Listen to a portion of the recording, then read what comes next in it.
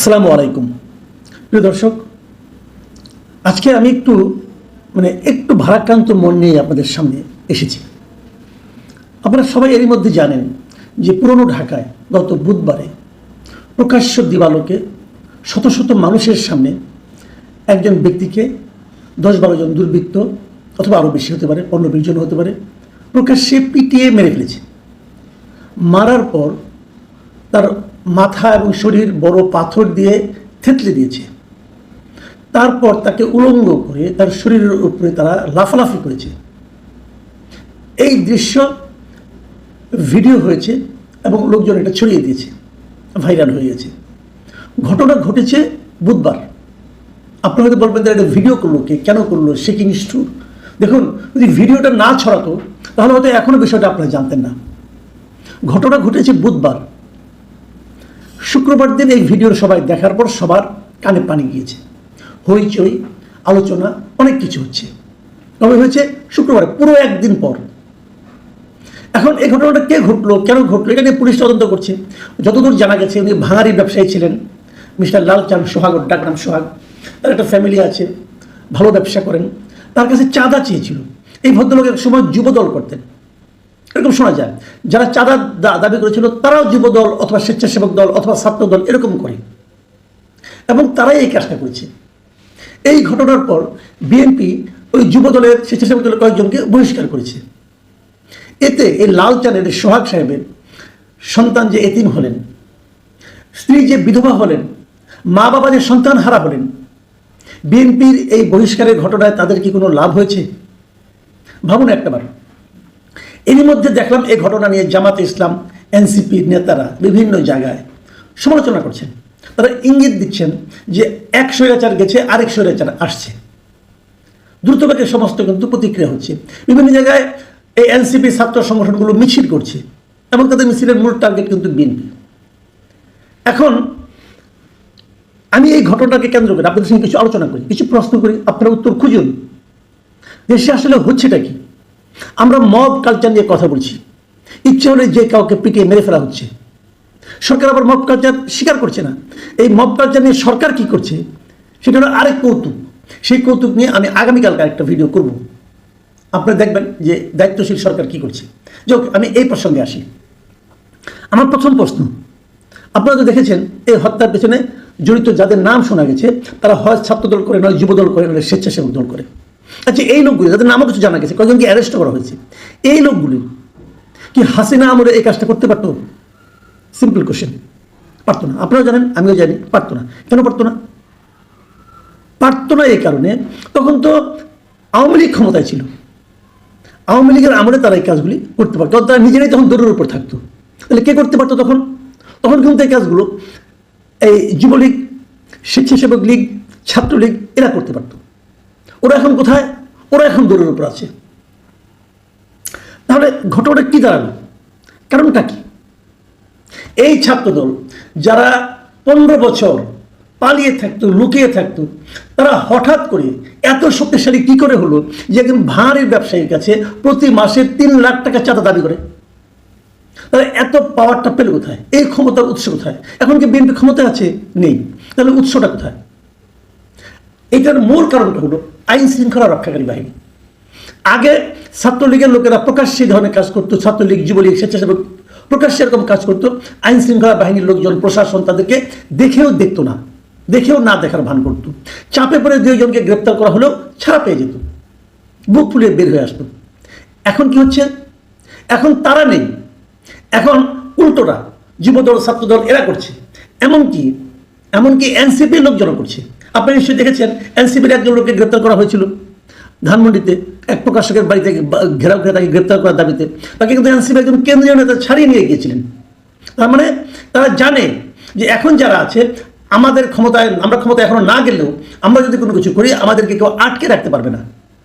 আপনি দেখবেন মাঝে মাঝে পুলিশের সঙ্গে এনসিপির লোক অথবা বিএনপির লোক এরা যে ভাষায় কথা বলে, আগে কখনো এই ধরনের ভাষা পুলিশের সঙ্গে কাউকে করতে দেখেছেন? দেখেননি, এখন করছে। তাহলে মূল কাজটা কি? মূল ঘটনা হলো প্রশাসন বা আইন শৃঙ্খলা বাহিনী এদেরকে আশকারা দিচ্ছে, প্রশ্রয় দিচ্ছে, অথবা এদেরকে ভয় পাচ্ছে।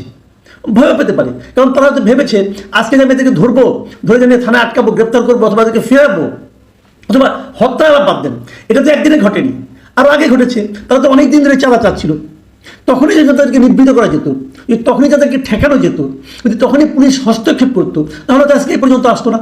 কিন্তু পুলিশ তখন কেন হস্তক্ষেপ করেনি, প্রশাসন কেন হস্তক্ষেপ করেনি? কারণ একটা, তারা হয়তো ভয় পেয়েছে যে 2 দিন পরে তো বিএনপি ক্ষমতায় আসবে, ক্ষমতায় আসলে এই লোকগুলি পাওয়ারফুল হবে, তখন এই লোকগুলি যদি পাওয়ারফুল হয় তখন তো আমাকে এমন একটা পানিশমেন্ট পোস্টিং দিয়ে দিবে যাতে নাকি আমার জীবন হারাম হয়ে যাবে। পুলিশ ভয় পেয়েছে। কথা কিন্তু একদমই সিম্পল। তাহলে সমাধানটা কোথায়? আচ্ছা, এখন তো বিএনপি ক্ষমতায় নেই, আমি আবারও বলেছি, এখন তো বিএনপি ক্ষমতায় নেই, এখন অন্তর্বর্তীকালীন সরকার আছে, তো তারা কেন অ্যাকশনে যাচ্ছে না? নাকি তারা ইচ্ছে করে যেতে চাচ্ছে না? আচ্ছা, যদি তারা ইচ্ছে করে না যায় তাদের লাভটা কি? তাদের একটা লাভ আছে, সে লাভটা হলো সাধারণ মানুষের মধ্যে একটা ধারণা ছড়িয়ে দেওয়া যে রাজনৈতিক দলগুলো সবই এক, মুদ্রার এপিট আর ওপিট। আওয়ামী লীগ দুষ্ট ছিল, এখন আরেক দুষ্ট বিএনপি ক্ষমতায় আসতে যাচ্ছে। যদি বিএনপি ক্ষমতায় আসে তাহলে বিএনপি একই কাজ করবে। এতে সাধারণ মানুষ রাজনীতির উপর, রাজনৈতিক দলের উপর, রাজনৈতিক নেতৃবৃন্দের উপর তারা বীতশ্রদ্ধ হয়ে যাবে। এবং এই বীতশ্রদ্ধ হলে কি লাভ? আপনারা শুনেছেন কিছুদিন আগে বলা হচ্ছিল যে ডক্টর ইউনূসের সরকার 5 বছর থাকুক। আবার এমনও বলা হচ্ছিল ডক্টর ইউনূস সাহেব যতদিন জীবিত থাকবেন উনি যেন ক্ষমতায় থাকেন। এটা হলো বিরাজনীতিকরণ। এবং এই বিরাজনীতিকরণটা করা হচ্ছে সুকৌশলে, যাতে নাকি সাধারণ মানুষের মধ্যে রাজনৈতিক দলের প্রতি একটা ক্ষোভ জমে, ঘৃণা জমে। এবং এই জিনিসটা আবার প্রচার করছে জামাত ইসলাম, এনসিপি। তারা কেন করছে? তারা তো রাজনৈতিক দল, তারা কেন করছে? এনসিপির কথা বাদ দেন, কারণ এনসিপিকে আমি সরকারি দল মনে করি। জামাত কেন করছে? জামাতের এখন এজেন্ডা হলো নির্বাচনটা কতটা দেরিতে করা যায়, যত দেরিতে নির্বাচন হবে তত তারা ঘর গুছিয়ে নিতে পারবে, তারা নির্বাচনে তত ভালো ফল করবে বলে তারা আশা করে। সেক্ষেত্রে জামাত চাচ্ছে নির্বাচনটা পেছানোর একটা ইস্যু হতে পারে এটা। এইগুলো কিন্তু একটা কথা। তাহলে মোটামুটি একটা ত্রিভুজ আমরা কিন্তু দেখতে পাচ্ছি। এই ত্রিভুজটা কি? একদিকে সরকার, একদিকে জামাত, একদিকে এনসিপি, আর এই ত্রিভুজের বাইরে আরেকটা বৃত্ত হচ্ছে বিএনপি। আচ্ছা, আমি এখানে আরেকটা জনের কথা বলি, সবাই বলবেন আমি এখানে একটা পক্ষ করে বাদ দিচ্ছি, সেটা হলো সেনাবাহিনী। দেখুন, এই ধরনের মবের বিরুদ্ধে সেনাবাহিনীর কিন্তু আমরা 1-2বার হুঙ্কার শুনেছি। বিশেষ করে রংপুরের ঘটনা তো খুবই হুঙ্কার শুনেছিলাম আমরা, আর মব সহ্য করা হবে না, আর এগুলি সহ্য করা হবে না। সেনাবাহিনী বলেছেন, সেনাবাহিনী কিন্তু বলার এখতিয়ারও ছিল, কারণ সেনাবাহিনীকে অলরেডি সরকার কিন্তু ম্যাজিস্ট্রেসি পাওয়ার দিয়েছে। মানে সরকার, সেনাবাহিনী ইচ্ছা করলে একজনকে ধরে শাস্তি দিতে পারে তাৎক্ষণিকভাবে। তো এই ম্যাজিস্ট্রেসি পাওয়ার নিয়ে সেনাবাহিনী কি করছে? তাদের কোনো আপনার হেল দল কি টের পাচ্ছেন, নাকি তারা বসে বসে লেমন জুস খাচ্ছে? এটা কিন্তু একটা বড় সমস্যা। সেনাবাহিনী যারা আছেন, আপনার তাহলে ম্যাজিস্ট্রেসি পাওয়ার নিয়েন না, আপনি বলেন আমরা ব্যারাকে ফিরে যাই, ব্যারাকে থাকুন, আরামে থাকেন ভাই, বাইরে থাকবেন, ম্যাজিস্ট্রেসি পাওয়ার থাকবে, লোকে জানবে আপনি আছেন, কিন্তু লোকে আপনার কাছ থেকে কোনো উপকার পাবে না। তাহলে কেন?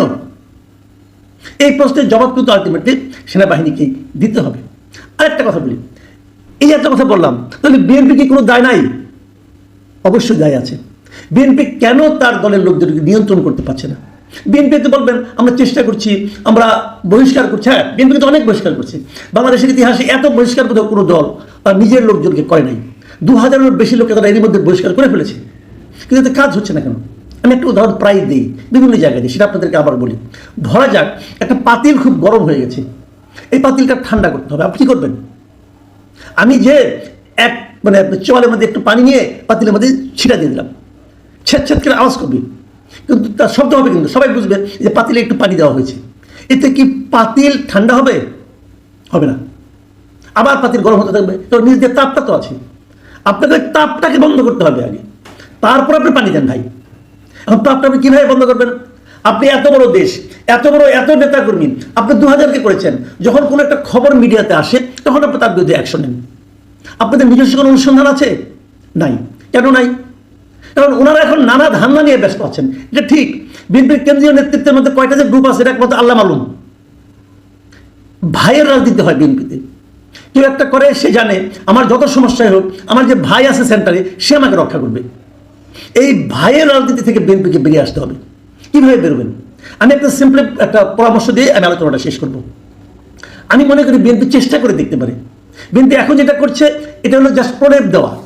এইভাবে 100 বছর আপনি কিছু করতে পারবেন না। আপনাকে চেষ্টা করুন, মানে খুব ম্যাটিকুলাস ডিজাইন বলে না, ওরকম একটা সুপরিকল্পিত চেষ্টা করুন। আমি একটা পরামর্শ দিই বিনা পয়সা। পরামর্শটা হলো, ধরুন তারেক রহমান, আপনি যে কাজটা করতে পারেন, আপনি একটা ঘোষণা দিন যে যত জায়গায় বিএনপির নেতা কর্মী সমর্থকের বিরুদ্ধে এ ধরনের চাঁদাবাজির অভিযোগ আছে, আপনি একটা ইমেল অ্যাড্রেস দিয়ে দিবেন,